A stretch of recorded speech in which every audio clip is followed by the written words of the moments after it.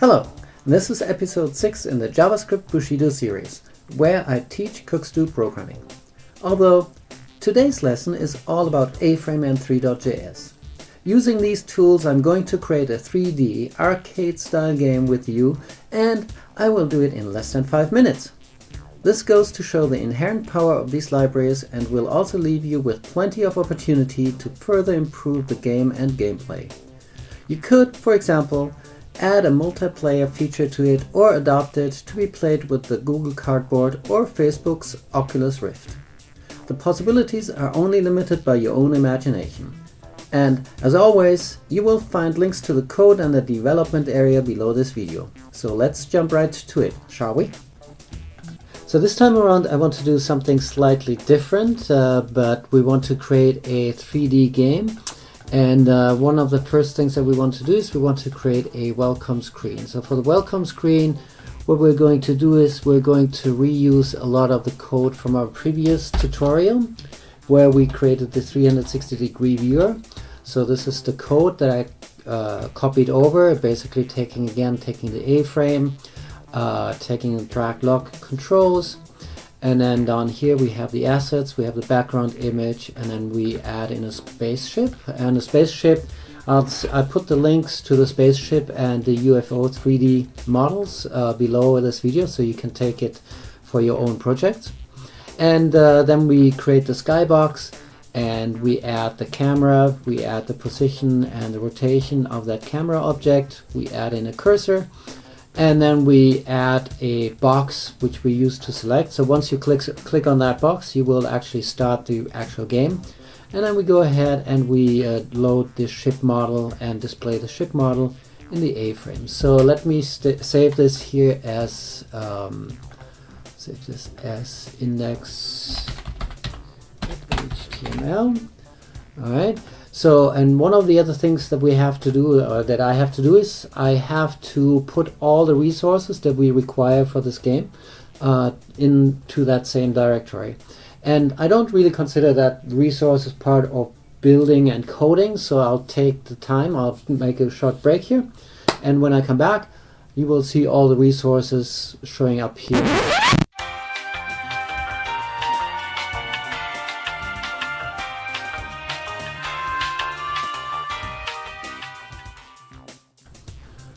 Alright, and we are back, and as you can see we have quite some resources here. We have the model for the spaceship here, the object file for the UFO here. We have a specific library, the extras library for the A-frame framework. Then we have some background music that we want to add to the program. What's this? We have the A-frame library itself, and we have a cloud-based background which is semi-transparent, so you can see, and we have the Earth map which is also displayed here. So with all of these resources in place, we can actually go ahead and create, and first let's test the welcome screen here. Okay, and the welcome screen shows up just fine, and we can show it, look around, just like we did with the 360 viewer. And then once we click on that spacecraft, it is trying to go to load the game.html, so which is this file, and that's the file that we're going to create now. So let me create a new class, a plain HTML, and let's call this game.html. Save. Alright, and here's our basic framework for the game.html. So then the first thing that we need to add are actually the libraries. So let me do this. And then next, what we can go ahead, we create the basic scene. And for this basic scene, what we're going to do is actually quite a lot. So we add the, hold on, let me indent this here properly. So we're going to add the assets, in which case it's just the earth and the cloud carpet. And next we add the sky background, and we add the camera. So these are all the standard things that we did before. And then we're adding two spheres. One is the Earth and one is the cloud sphere.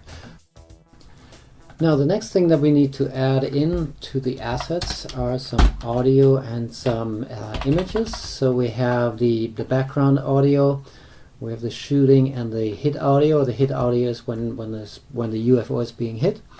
We have the ship model and we have the UFO model. So now that we have these into our assets, all we need to do is just simply add them into our little scene here. So here we go. So we have the spaceship, which is this ship model, which is defined up here, and then we have the same thing here with the UFO, which is built on that UFO model, and then we have a bullet that once we shoot, we should actually see. And then we take a little peek at this. It's going to load here, and here's the spaceship that shows up. Here's the UFO, the Earth is turning, the background image is showing, and the orange dot here is the bullet. Let's close this, and now let's go into the JavaScript. So the first thing that we have to do is we have to register the component again. So we call this drag rotate component, and we have the init function, which is basically like the constructor which is being called. So the drag roll component is defined here, a drag roll component which is associated to the spaceship. And what we do here is we define a couple of variables. We add the event listener to mouse down, up, move, and the key up. And the key up is there to capture the space key for shooting. And then at the last thing we load is the audio. In order to detect when the bullet hits the UFO, we are actually deploying the sphere collider. And for this we're going to implement this onCollision callback function, and the sphere collider is associated with the bullet here. And we define it by basically saying sphere collider,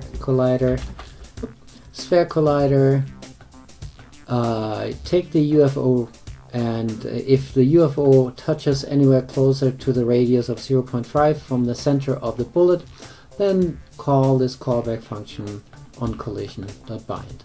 So now we have to go ahead and implement that onCollision callback function here, and we can do this quite easily.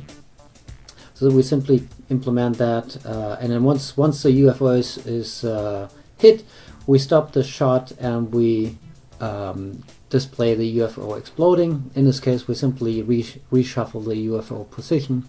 And then the other callback function that we implement is the keydown function. We filter by the spacebar, so when the spacebar is hit, then we're shooting a bullet. The mouse down and the mouse up event will set these flags, and these flags are used to track these coordinates, which are then being used in the document mouse move function. The mouse move function is the most important function here, and we're getting almost towards the end. So now let's implement the shooting algorithm. So first we lock and load, which is basically resetting the bullet into the place of the spacecraft. Then when we shoot, we reset it, we emit the start animation, and the start animation will cause this this bullet animation here to start and to basically rotate around the C-axis. And once this is done, we animate. And the animate function here itself is fairly straightforward. We check if the bullet has hit Earth, which is at the radius of -7.5, and then we calculate the delta, and then we request an animation frame.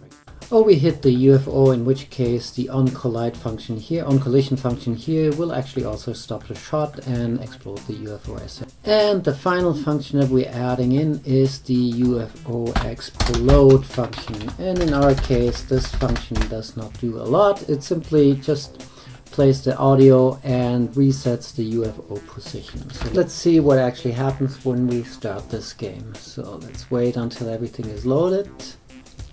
And we can move the model around, the background loads, we can tilt the spacecraft, and let's see if we can shoot. We can shoot, and let's see if we can hit the spacecraft, the UFO as well. Almost.